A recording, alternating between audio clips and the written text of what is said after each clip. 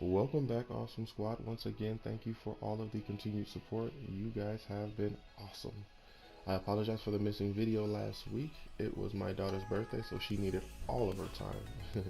Since it's a day that she blessed our family with her awesomeness. Love you, Luna. Today I will be talking about The Last of Us Part 1 and the world that they dropped us into there. My experience with Last of Us Part 2, my expectations for the multiplayer, if they even have it or drop it. And last but not least, my rating. Last of Us 1. We will start with Joel. Joel was a man who loved his daughter. This is shown in the beginning of the game and is why he still wears the broken watch. It is a gift he will receive from his daughter.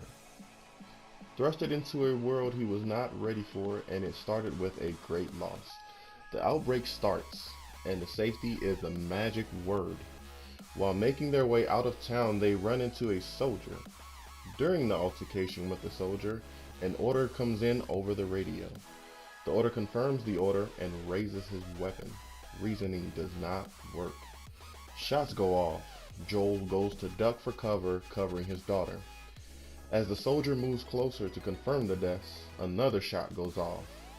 The smoke clears, and it's Joel's brother Tommy. He neutralizes the soldier. Joel rolls over and his daughter is crying. The soldier's bullet claims its victim, his daughter. The power of this one scene alone sets the tone for the rest of that game. So then you go ahead on and you fast forward a few years. The economy collapses and the world is in chaos. Joel is now a gun for hire and he does odd jobs on the side.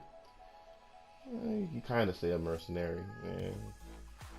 He has a few friends and is not on good terms with his brother Tommy.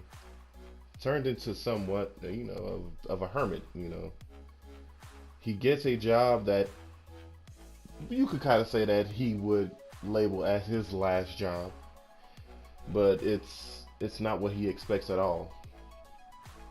You can kind of say, I guess, my opinion wise, I felt like the Fireflies, they used him.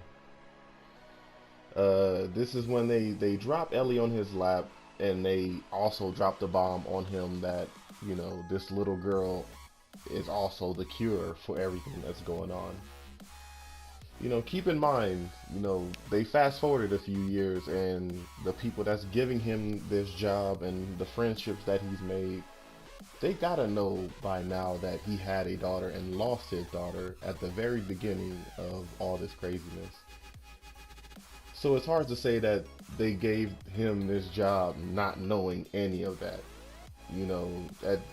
Just being human, you're gonna tell, people that you frequently interact with every day, something about you that, you wouldn't tell the normal person because they know you guys have probably swapped stories by now.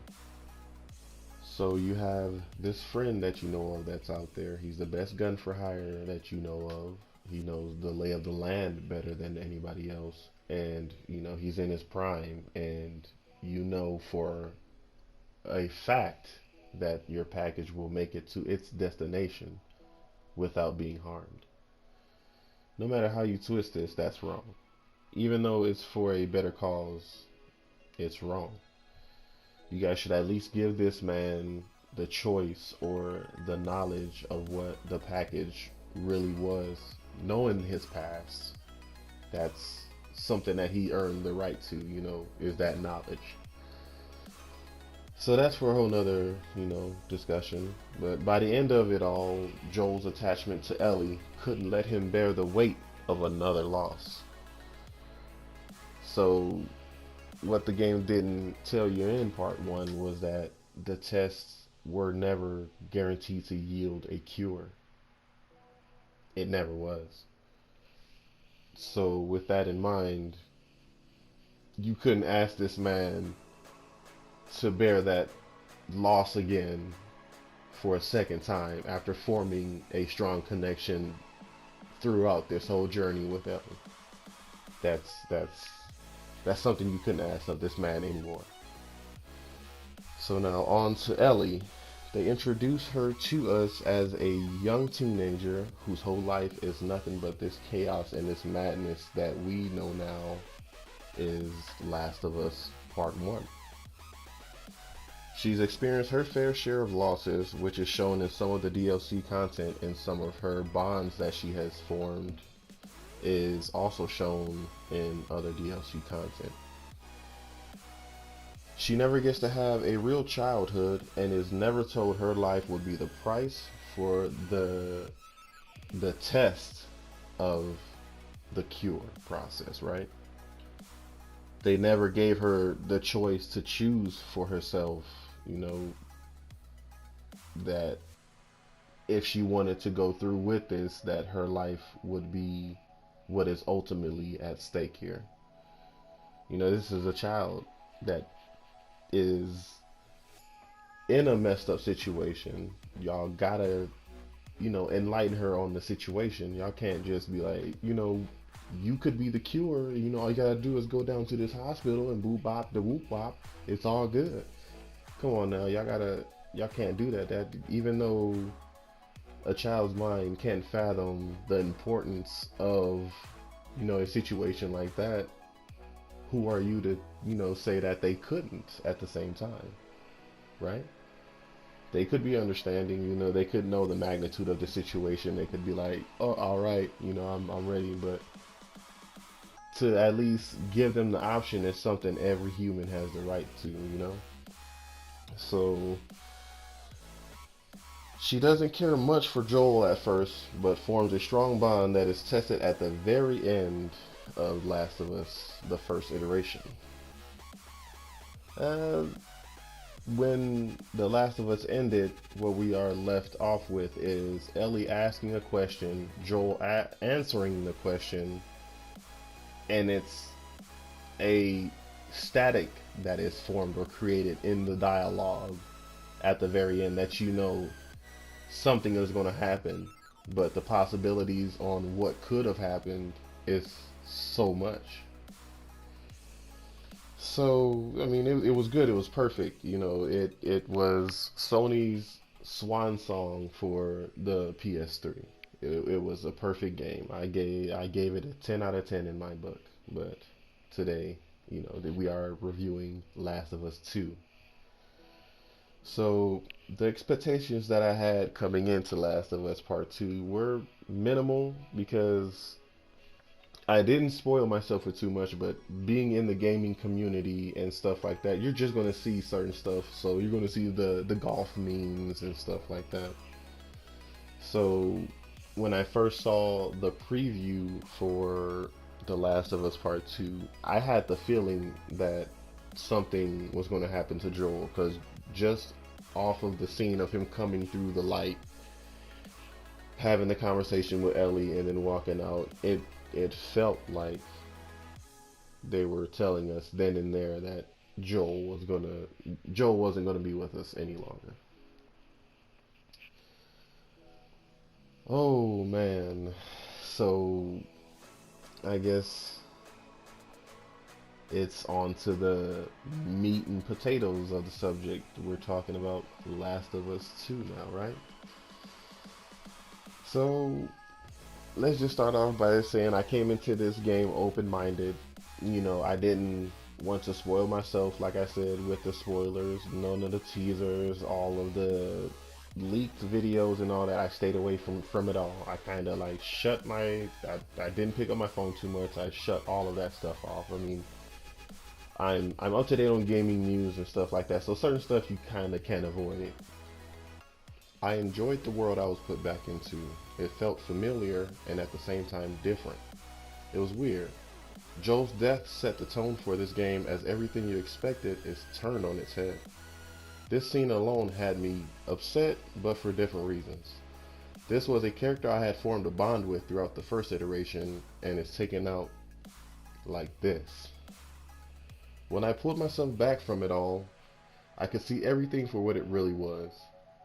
The Joel that I had formed the connection with and all that had died in the first iteration at the very end. So, with the innocent blood on his hands and the choice taken away from this little girl, Joel seeked a peaceful life, only wanting a happy life for Ellie, giving her what he couldn't give his daughter, leading to Joel ultimately being a completely different person in the second iteration. So it's very possible for him to let his guard down in that situation. There were no more fireflies and they made no new enemies. So for Ellie, she was in turmoil her own self. You know, whether her life has any meaning now, if she should be dead, why is she still alive, why did he take my choice away from me? These were, a lot of the things that were going through her head on top of other things, on top of the relationships that she formed with other people. So the hate she had for Joel taking her choice, which is very valid, it shadowed all the good deeds that Joel did for her, to the point that they started coming back to her when it was all too late. She never really got to tell Joel thank you, for the life she currently had and the relationships that she formed. This led to her misplacing her grief into revenge, and it doesn't dawn on her till the very end. Why was she fighting so hard to get revenge for someone she hated? Hated him so much that she forgot to say thank you. Focused so much of her hate that she let her happy life slip right through whatever fingers she had left. Abby, she had ugly vibes her own self. The faction that she was a part of was on the verge of war with another faction named the Scars. She was a highly respected and highly ranked person in her faction. She was seeking revenge on Joel for taking her father's life. Her father was the doctor that was working on the cure. Abby finds no satisfaction in the death of Joel. Her friends' lives, though, were the ultimate price. Looking at Abby, you see the byproduct of waking up every day with only one thing on your mind: revenge, revenge, and more revenge. With her goal finally achieved, her kill switch was turned off, and she is now opened up to emotional pressure, to the point that she is now helping sworn enemies, the Scars. This creates a lot of friction in her camp because lives have been lost now, and her timing for compassion couldn't be any worse.